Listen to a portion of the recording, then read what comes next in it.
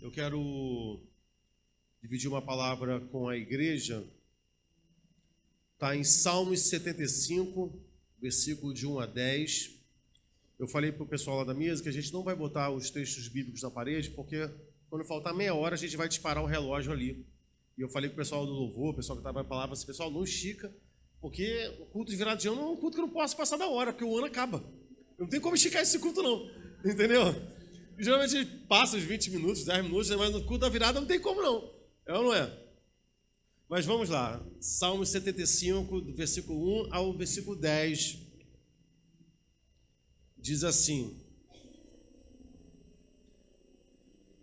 Graças te rendemos, ó Deus, graças te rendemos, invocamos o teu nome e declaramos as tuas maravilhas. Pois disseste, hei de aproveitar o tempo determinado, hei de julgar retamente. Vacilem a terra e todos os seus moradores, ainda assim eu firmarei as suas colunas. Digo aos soberbos, não sejais arrogantes, e aos ímpios, não levanteis a vossa força. Não levanteis altivamente a vossa força, nem faleis com insolência contra a rocha, porque não é do oriente, não é do ocidente, nem do deserto que vem o auxílio. Deus é o juiz, a um abate, a outro exalta. Porque na mão do Senhor há um cálice cujo vinho espuma, cheio de mistura, dele dá a beber.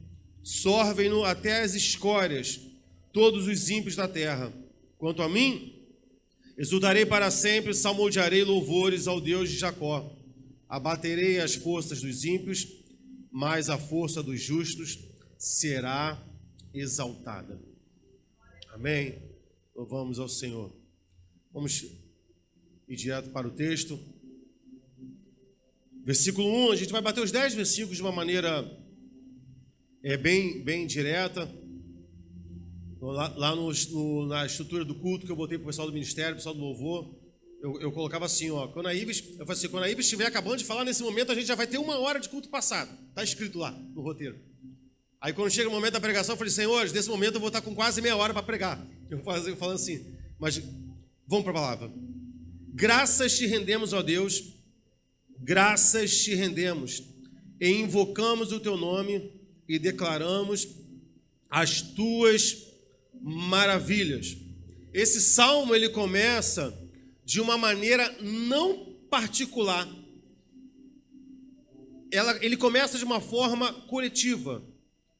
Asaf aqui está falando, ele está declarando nesses salmos, mas ele não está fazendo uma declaração apenas por ele. Ele está fazendo uma declaração por um grupo. Porque ele está falando, graças te damos. Asaf era um dos líderes do louvor. Ele está ali conduzindo a congregação a uma postura de render graças ao Senhor. É uma celebração coletiva. Esse salmo aqui fala de uma celebração coletiva, coisa que está acontecendo aqui hoje, nessa noite. E o que eles vão fazer nessa celebração? Eles vão invocar o nome do Senhor. E aqui é interessante, porque Asaf não está dizendo que o nome do Senhor será invocado, por exemplo, por cura, que é digno, é legítimo, não há problema, por livramento, por prosperidade. O nome do Senhor está sendo invocado com uma finalidade, não que essas outras sejam indignas, não é. Existem momentos para tudo na nossa vida. Existe um momento que a enfermidade chega e a gente vai orar por cura. Existem momentos em que a tribulação chega e a gente vai orar para que Deus nos dê livramento, abra portas. São infinitos os pedidos. Mas na questão desse salmo aqui, o nome do Senhor está sendo invocado. Deus está sendo convidado para o meio da congregação, para que eles pudessem declarar as maravilhas do Senhor. Asaf está dizendo assim, olha, invocamos o teu nome e declaramos as tuas maravilhas. Como o pastor Edivaldo falou aqui, neste púlpito, nós estamos aqui pelo Senhor. Como diz a Bíblia, se não for ao Senhor que estivesse ao nosso lado, que diga Israel. Quantos acharam que uma enfermidade que veio muito forte não poderiam estar mais aqui? Nossos irmãos, estamos aqui nessa noite para declarar as maravilhas do Senhor. Deus tem feito maravilhas na nossa vida, irmão. Lembra quando o texto vai dizer assim, olha, quando o Senhor nos tirou do cativeiro, a nossa boca se encheu de canto e de riso. Estamos aqui nessa noite, foram muitas as lutas, mas Deus tem nos sustentado até aqui. Deus tem estado conosco até aqui. Versículo 2, ele vai dizer: pois disseste, hei de aproveitar o tempo determinado, hei de julgar retamente. No sentido aqui mais direto desse texto, mais original, Deus está falando que ele vai usar esse tempo para fazer aquilo que ele já determinou. Nós estamos vivendo um tempo que é muito difícil. Na verdade, todo tempo tem a sua dificuldade, mas a verdade é que a vida está piorando. Eu vou provar isso fácil. Não preciso nem de dados estatísticos. Eu só preciso do teu pai e do pai do teu pai. E o pai do pai do teu pai. E o pai do pai do pai do teu pai. Porque todos eles falaram a mesma coisa. No meu tempo não era assim. Então, se o pai do meu pai falou para ele, em algum momento, que o que ele estava fazendo era errado, porque na época dele não era assim, e com certeza o pai do meu pai deve ter ouvido a mesma coisa do pai do meu pai, e o meu pai falava isso para mim, e daqui a pouco, quando eu estiver velho, só de zoeira eu vou falar para os meus filhos, para não quebrar. Então, se a gente vive uma sequência de todo mundo falando que na nossa época não era tão ruim, irmão, isso significa que o mundo está piorando em valores, em respeito, em um montão de coisa, irmão, que eu não quero me ater aqui. Então, Deus vai usar esse tempo para julgar retamente. Ele usará esse tempo para determinar o seu justo juízo. A linguagem que Deus usa aqui é como de alguém que vai se assentar numa cadeira de governante. Não que ele não seja governante, mas ele está usando essa figura de linguagem como alguém que está olhando para uma situação de corrupção, de desigualdade social, e ele vai assumir uma posição, seja de prefeito, de governador, de rei, e ele vai dizer assim, olha, eu vou usar esse tempo determinado para fazer as coisas de forma justa. Eu vou mudar o quadro daquilo que aí está estabelecido. Eu vou colocar a casa em ordem. E Deus fará isso, irmão. Deus se assentará como rei no seu trono de forma definitiva e colocará todas as coisas debaixo dos seus pés. E ele vai colocar tudo em ordem. No versículo 3, ele diz assim, vacilem a terra e todos os seus moradores, ainda assim eu firmarei as suas colunas.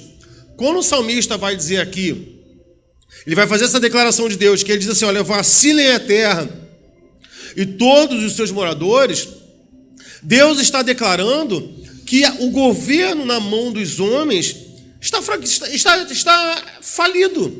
a terra está fragmentada. As instituições estão fragmentadas, tudo está fragilizado, tudo está quebrado. Nós estamos vivenciando um desmonte, um desmantelamento daquilo que Deus predeterminou segundo a sua vontade. A gente olha para a terra, para a sociedade e ficamos com a perspectiva de que o caos se estabeleceu. Sim ou não? A gente não sabe, irmão, mudou muita coisa. O mundo está mudando. Eu não quero fazer crítica nenhuma aqui. Mas, por exemplo, uma mudança nem para o bem nem para o mal. Eu particularmente não gosto.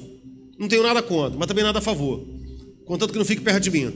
Irmãos, já percebeu, irmão, que do nada todo mundo virou pai de pet? Seja agora, irmão.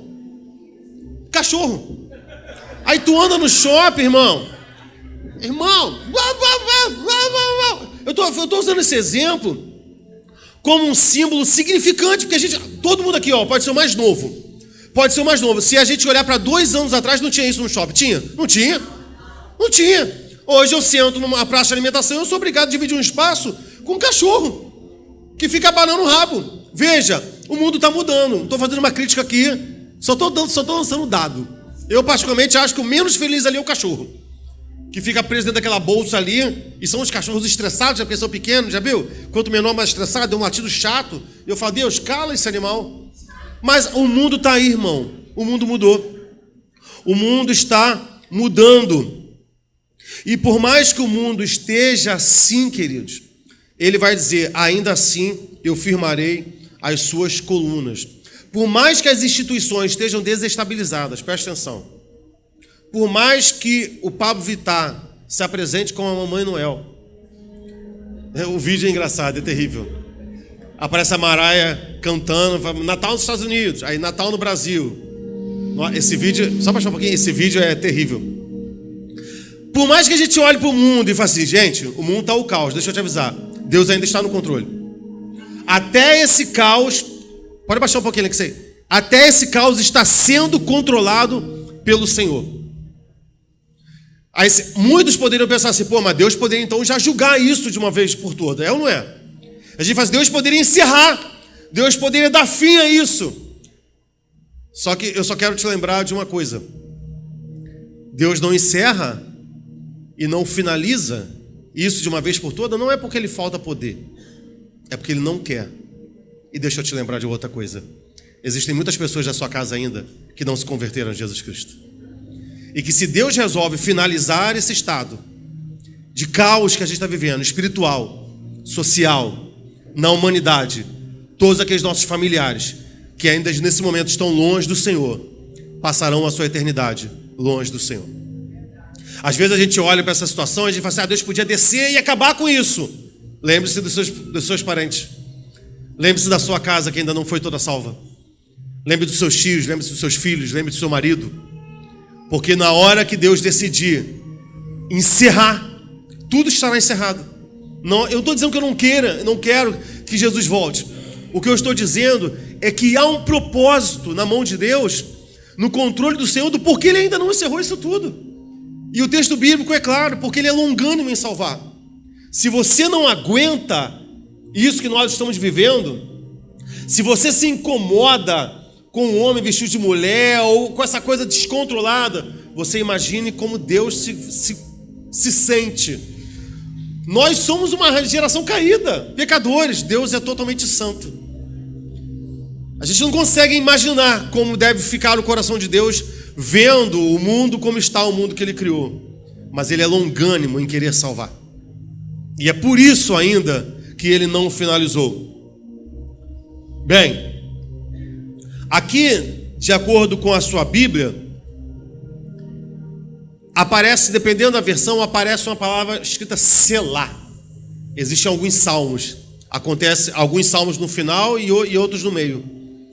Até hoje não se sabe muito bem a origem e o significado exato dessa palavra selá, que aparece nos salmos e aparece também em alguns textos de Abacuque. Mas a ideia é que esse selá é uma pausa para uma reflexão em algo muito profundo que foi falado pelo Senhor. Se é no momento de louvor e de adoração, é um momento em que você para pensar naquilo que você está adorando e para que quando você volte à sua oração e você volte à sua adoração, você volte numa postura mais elevada e mais intensa. Compreende? O salmista para aqui para que a gente faça esse momento. E eu, às vezes, quando estou louvando e adorando, ministrando louvor, mesmo na minha casa tocando violão, tem, às vezes, determinado momento ali que não é a letra da canção, mas é o momento em que Deus trabalha, e às vezes você para no meio da canção, isso é o selá acontecendo dentro da nossa alma, quando Ele nos leva a uma compreensão mais elevada da sua presença, da sua santidade. É interessante esse selá aparecer depois desse versículo 3. Ainda que o mundo esteja um caos, Deus está no controle dessa desordem. Parece que Deus não está no controle, mas Ele está. Ele está. Versículo 4 diz assim: digo aos soberbos, não sejais arrogantes. E aos ímpios, não levanteis a vossa força. É interessante aqui notar que Deus declara que a arrogância, ela é própria do soberbo. Ela é própria do soberbo.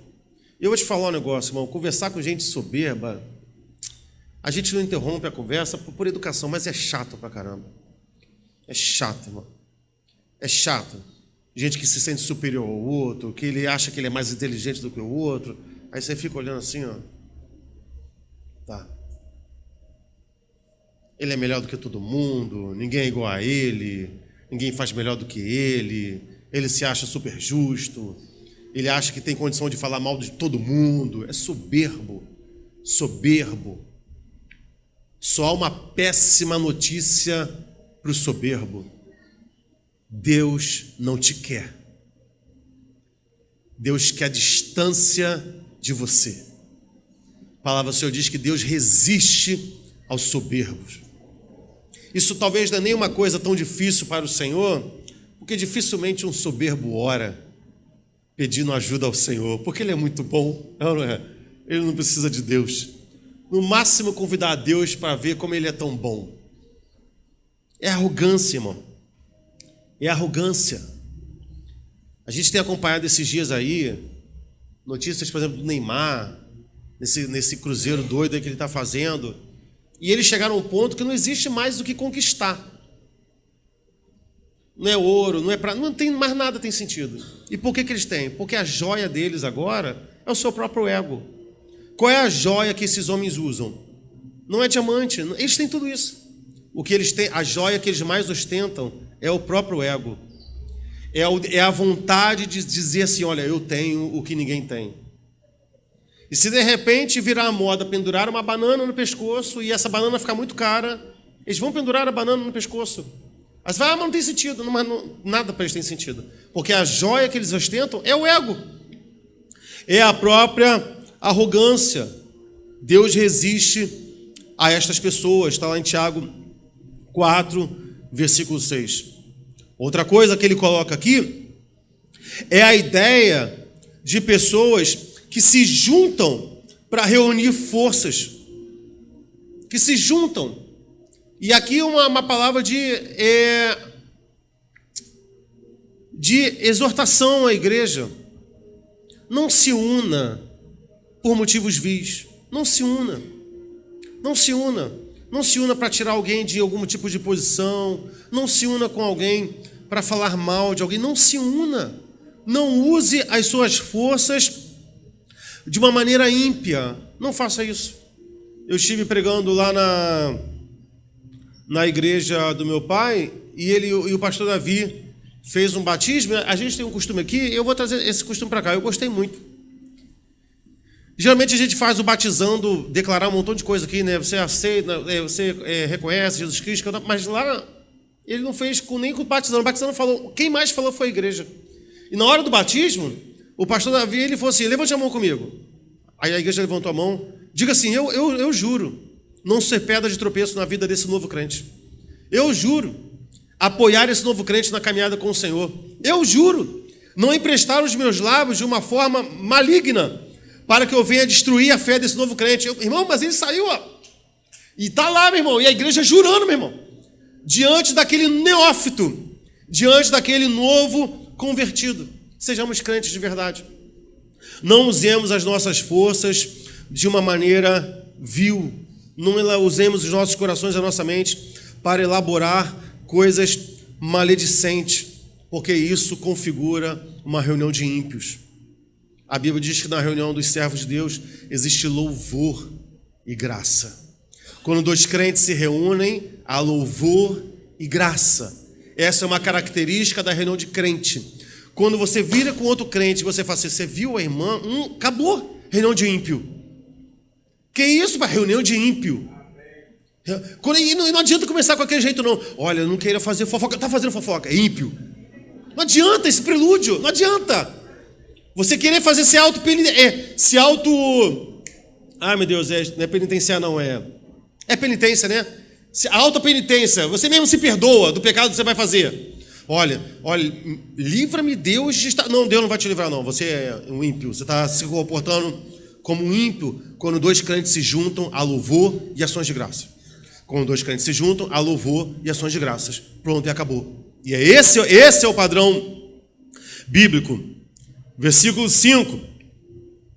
Não levanteis altivamente a vossa força, nem faleis com insolência contra a rocha. Queridos, qualquer altivez do nosso proceder é um ato insolente contra a rocha. Que é essa rocha? Jesus. Essa rocha é Deus. Qualquer sentimento de altivez é uma insolência contra a rocha. Às vezes você fala assim, não, eu já comentei aqui, uma vez no trabalho, um professor falou assim, pô, mas tudo tem que agradecer a Deus? Eu não tenho mérito de nada. Eu falei, não, você não tem mérito de nada. Ele, mas eu estudei. Eu falei, estudou por quê? Porque você leu. Você leu porque alguém te alfabetizou. Mas antes disso, você só leu porque você enxerga. Quem te deu a visão foi Deus. Quem te deu a audição foi Deus. Tudo vem de Deus. Por mais que nós tenhamos as nossas habilidades, no início, lá na origem, tudo depende de Deus, irmão. Tudo. Nós não podemos coisa alguma. Não conseguimos coisa alguma de nós mesmos, irmãos.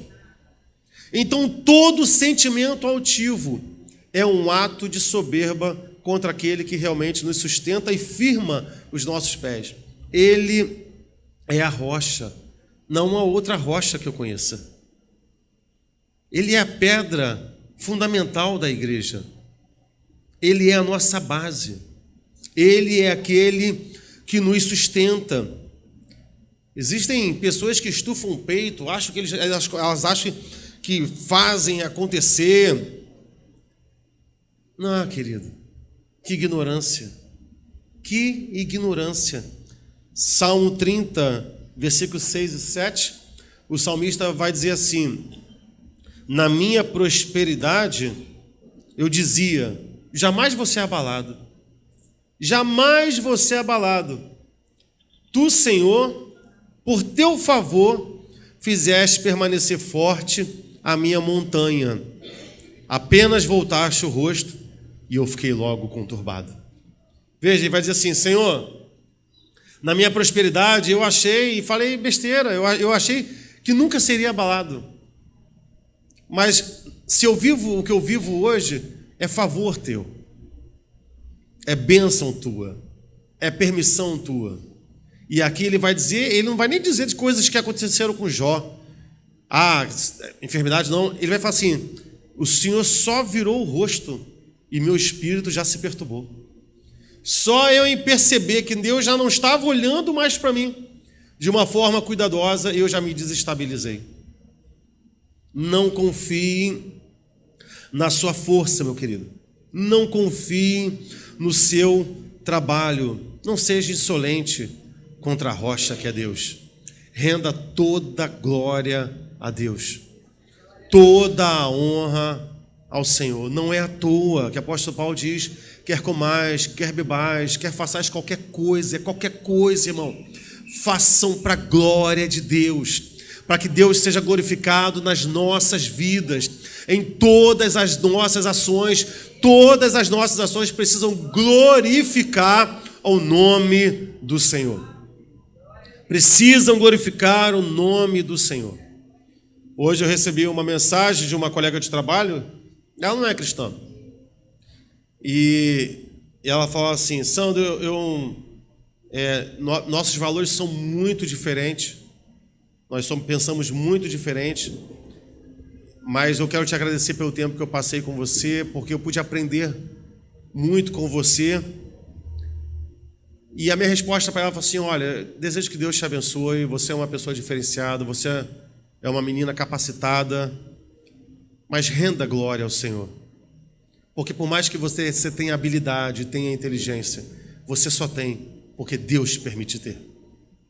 Porque a partir do momento que ele virar o rosto para você e tirar as suas mãos da sua vida, tudo vai cair. Tudo vai ruir. Versículo 6. Porque não é do Oriente, não é do Ocidente, nem do deserto que vem o auxílio.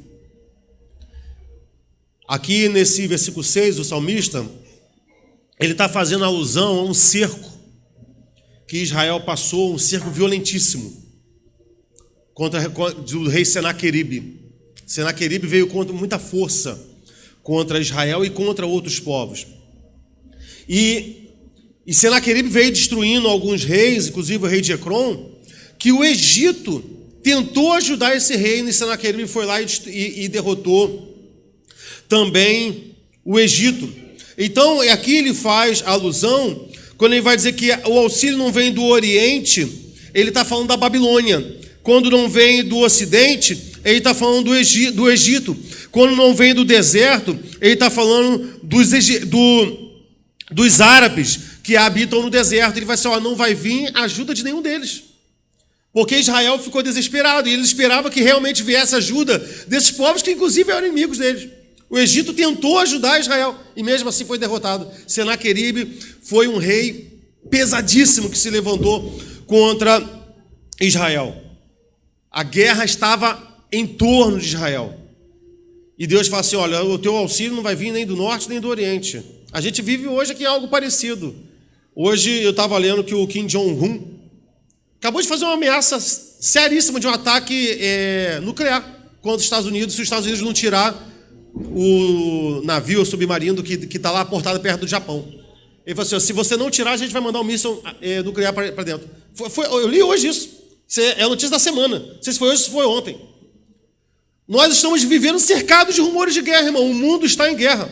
Eu botei hoje no Google assim, falei assim, guerras em curso nesse ano. Vamos lá. A gente está com a guerra na Burkina, na Somália, no Sudão, no Mianmar, na Rússia contra a Ucrânia, Israel contra Gaza, Nigéria, Síria, Iêmen. Estou falando de nações. A gente vive no estado de guerra. Irmão, o nosso auxílio vem do Senhor, que fez os céus e a terra. A nossa ajuda só pode vir do Senhor. É dele que vem o socorro. Lembra que o salmista vai dizer, leva os meus olhos para os montes, de onde me virá o socorro? Aí ele conclui, meu socorro não vem do monte, meu socorro vem do Senhor, que fez os céus e a terra. Ele é o Deus de Israel, que não dorme, não vacila. É Ele que faz com que nós não tropecemos em nenhuma pedra. É Ele, irmão. Ele é o guarda de Israel. Versículo 7 diz assim, Deus é o juiz, a um abate, a outro ele exalta. Irmão, tudo depende dele. Não depende das nossas condições naturais, não depende da nossa força, não depende da nossa habilidade, não depende do mercado, não depende da política. Eu sei que eu tenho alguns irmãos aqui que adoram ficar assistindo vídeos de política. Irmão, depende dele. Depende dele. Não depende do homem. Não depende não depende da tua capacidade. Para de ser bobo. Para de ser altivo. Porque se Deus resolver te abater, e se Deus permitir que a enfermidade chegue até a sua vida, você não consegue dar um passo adiante. Não somos nada. Não somos nada. A soberba é tal qual a burrice. O nosso socorro vem do Senhor. É Ele que sustenta a nossa vida. A gente está muito bem correndo e a colega do trabalho, irmão, dela é Fabiana, pisou num prego, irmão. Um prego pequeno, lavou, infeccionou, está afastado do trabalho desde setembro. Um prego, irmão. Quase que perdeu o pé, tendo que fazer raspagem. Um prego, irmão. Você pode achar que você vai fazer alguma coisa, teu coração faz planos, mas a resposta vem de Deus. Porque se Ele resolver abater, não há homem que se coloque de pé. Não há homem que se coloque de pé. Ele é o que julga. Não se esqueça disso. Ele está julgando a nossa proceder e a nossa vida. A um Ele abate, a outro Ele exalta. Aleluia. Isaías 43, versículo 13. Vai dizer que se Deus resolver agir, irmão, ninguém pode impedir. Agindo Deus, quem impedirá? Ninguém pode impedir. Versículo 8. Porque na mão do Senhor há um cálice cujo vinho espuma. O que é essa ideia desse vinho que espuma? É um vinho, irmão, que está fermentando. É um vinho que não é para se beber. É um vinho que é amargo. É um vinho que o sabor não é bom, porque ele já está começando a espumar. É óbvio que esse versículo fala da ira de Deus e da indignação do Senhor. E essa indignação está na mão dele. Ele está dizendo que esse cálice está espumando na sua mão. E ele vai dizer assim, e esse cálice já é cheio de mistura. Ele está fazendo alusão de especiarias que colocam para aumentar a força do vinho. Sabe, plantas, ervas. O poder de intoxicação desse vinho está sendo potencializado. E o juízo de Deus e a ira de Deus, a cada dia que passa, está sendo potencializada. E ele vai dar a beber todos aqueles, por mais que sejam pobres ou ricos. O versículo vai dizer, até as escórias do mundo, todos os ímpios da terra beberão desse cálice. Esse cálice está na mão do Senhor. Não se esqueça disso. O mundo está um caos. Deus está lá em cima, governando tudo, e há um cálice espumando em suas mãos. E que aumenta a sua força a cada momento. E você vai dizer assim, pastor Sandro, palavra horrorosa para o culto de virada de ano. Não é não, irmão. Porque isso aqui, esse cálice, não é para nós. Esse cálice aqui não é para os filhos de Deus. Esse cálice aqui é para aquele que não aceita Jesus Cristo como único e suficiente Salvador. Porque eu e você, que a Bíblia diz que todos aqueles que o receberam, deu-lhes o poder de serem feitos filhos de Deus. O nosso cálice é outro. O nosso cálice chama-se salvação. E é por isso que no versículo 9, Asaf vai dizer assim, eu sei que há um cálice espumando na mão de Deus. A ira de Deus vem por aí, mas eu não tenho nada a ver com isso. Eu fui salvo, eu fui justificado. E aí ele vai começar no versículo 9, quanto a mim, isso é para o mundo, quanto a mim, eu exultarei a Deus para sempre. Salmodiarei louvores ao Deus de Jacó. Isso não é comigo, isso não é com a igreja, isso não é com os eleitos, isso não é contra aqueles que não foram feitos justos pelo Senhor. Nós salmodiaremos e cantaremos louvores ao Deus de Jacó. Não é à toa que ele se refere a Deus como Deus de Jacó, porque quando ele vai dizer que esse Deus é o Deus de Jacó, ele está dizendo que esse Deus, poderoso em Sirá, é amigo do seu povo. Ele é o nosso amigo. Salmo 24, versículo 6. Esta é a geração dos que o buscam, dos que procuram a sua face, a geração de Jacó. E se você olhar para a sua Bíblia, mais uma vez apareceu aquela palavra, Selá. É o momento de você parar e falar assim, Deus, muito obrigado. Muito obrigado. Muito obrigado. Porque realmente as tuas misericórdias, o teu amor, é a causa de nós não sermos consumidos. É o Senhor que sustenta a minha vida. Obrigado por ser meu Deus, obrigado também por ser meu amigo. Obrigado pela tua presença. Versículo 10 diz, abaterei as forças dos ímpios, mas a força do justo será exaltado. E aqui é um desafio para nós, Igreja Batista graça e verdade. Porque o fim do ímpio é ser abatido. Todo ímpio será abatido no dia do juízo. E nós devemos ficar vigilantes para que nós não nos tornemos crentes ímpios, uma igreja ímpia. Nós estamos vendo direto na internet, na televisão, pastores caindo, pastores sendo presos porque adotaram posturas de ímpio. E o fim do ímpio é ser abatido. Deus diz que o colocará sobre os lugares escorregadios. Foram arrogantes, confiaram na força do seu dinheiro, tiraram Deus do centro. Aquele físico Stephen Hawking diz assim: não existe mais espaço para Deus na criação. Deus está sendo tirado do centro da humanidade. Deus está sendo tirado do centro do nosso coração. E aí é um problema, é um problemão. E eu quero te dar um aviso, eu quero te dar um alerta. Lembra de Satanás? Por que ele foi expulso do céu? Por que ele foi expulso do céu? Porque ele queria o trono de Deus. Aonde Deus é entronizado hoje? Onde? No nosso coração. A partir do momento em que Deus sai do trono do teu coração, Satanás se assenta lá. Porque por mais que ele não tenha conseguido o trono nas regiões celestes, Satanás tem roubado o trono de Deus de muitas vidas.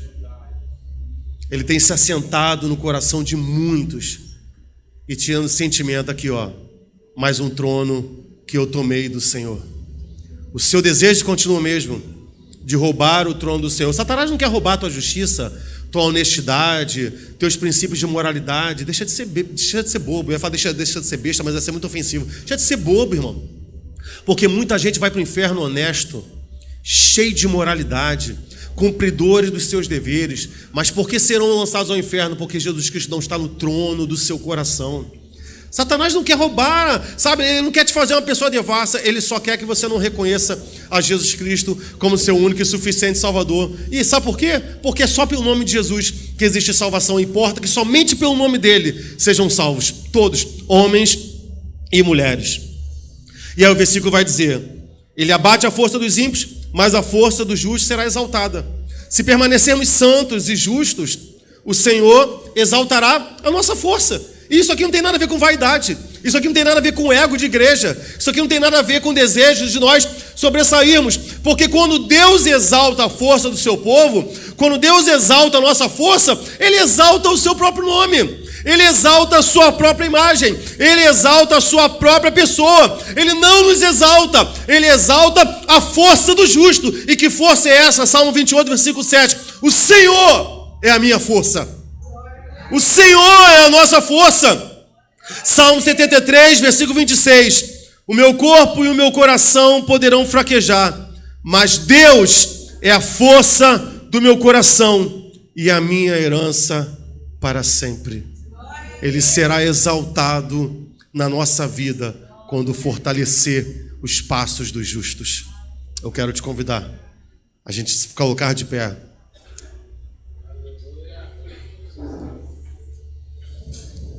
Para a gente orar ao Senhor. Peço que você se junte com a sua família. Chamar aqui os meninos, a Ives. Pastor Ives, vem aqui em cima. Se você está aqui sozinho, não tem ninguém de sua parentela, peço que alguém de seu lado acolha aqui a minha irmã, está aqui conosco. Queridos, que no ano de 2024, Deus nos leve a uma vida de justiça, santidade, que o Senhor seja a força da nossa vida.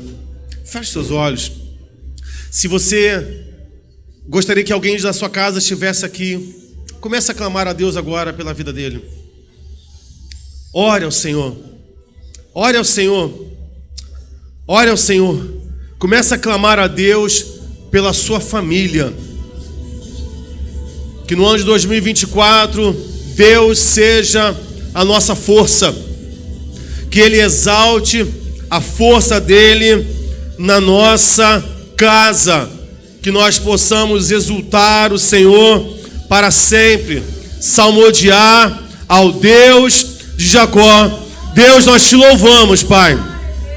Obrigado, Senhor, por mais um ano. Obrigado, Deus, pela tua presença. Obrigado, Deus, pela tua companhia. Obrigado, Senhor, porque o Senhor foi conosco até aqui. Obrigado porque o sustentou em meio às lutas, em meio ao luto, em meio à enfermidade. O Senhor nos manteve de pé. Foi a tua presença no nosso meio. Se somos um povo diferente, somos diferentes porque tu está no nosso meio, Deus. Ah, Senhor, derrama a tua graça sobre nós nesse ano que começa. Esse é o nosso pedido e a nossa oração. Feliz Ano Novo, Igreja Batista Graça e Verdade. Vamos aplaudir ao Senhor, amém? Glória a Deus, glória a Deus.